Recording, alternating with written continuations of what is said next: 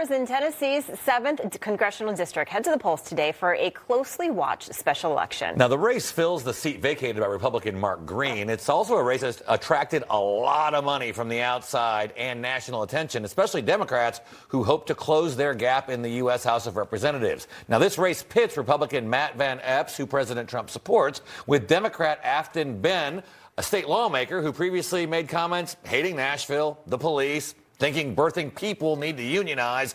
You can't make this up. So for more on this, let's welcome in Republican National Chairman and Florida State Senator Joe Gruters. Good morning to you, Mr. Chairman. I got to start with this. I mean, the Democrat candidate here, she's made headlines for all the wrong reasons. I mean, she's promised to silence her Republican colleagues, not just defund, but abolish the police. And a resurfaced video from 2019 shows her storming Tennessee Governor Bill Lee's office. I mean, here are just some of her greatest hits. We are at a critical moment in history with creeping authoritarianism and the far-right attacks on transgender kids and our LGBTQ community. And they're on the wrong side of history. And I have no problem saying that. And I think that they're the minority opinion and they need to be silenced. And I plan to leverage my position and privilege and power and the constituency of House District 51 to help me in doing that. Well, I'm currently involved in a transformative justice seminar. And so it's how to imagine a world without police and what that looks like, especially for those of us, that are young, and talking to our parents about what police abolition looks like, that, we can do it and there is a world.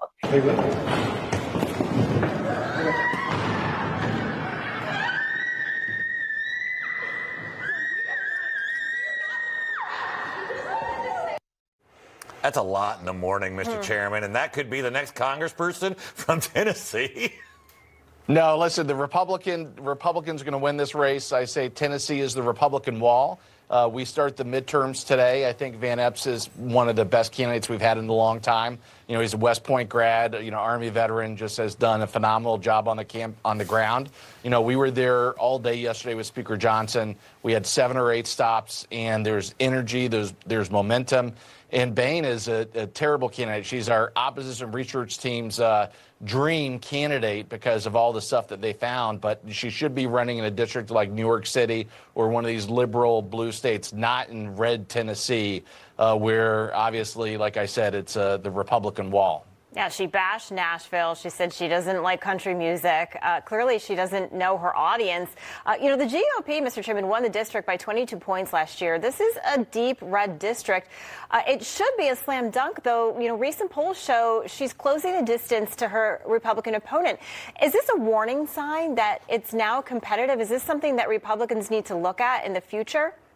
No, listen, but we expect to win today, whether it's by 1 point or 10.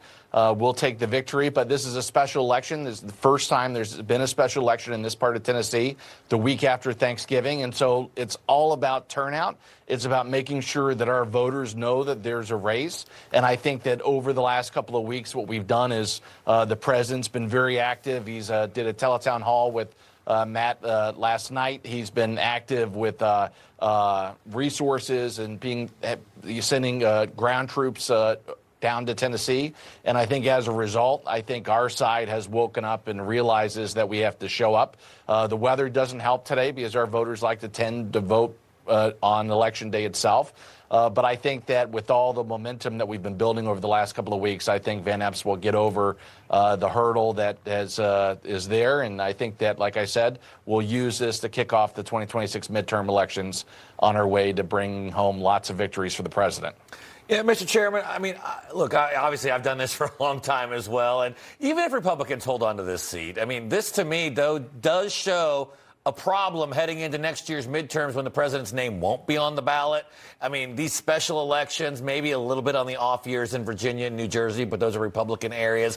What are we going to do to get Republicans energized? Because I'm worried about next year.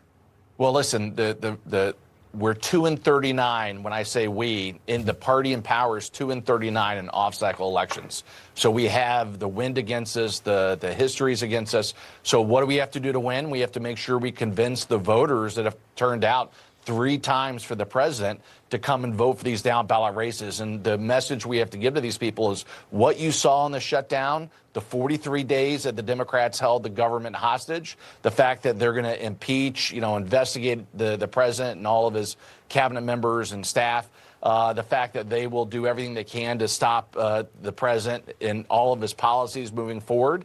We have to send that message to the voters out there that have voted for the president 3 times and convince them to show up. It's not going to be easy. That's why we're 2-39 in these off-cycle races. But I think the party is well positioned to do it. We've raised a lot of money. We have a lot of people. The president has told me numerous times that he's willing to storm the country to make sure that we could help him have a full 4-year term. And so we're not going to stop. We're going to work every single day to make sure that we're going to be successful. My 2 cents, $2 gas doesn't hurt either, sir. All right.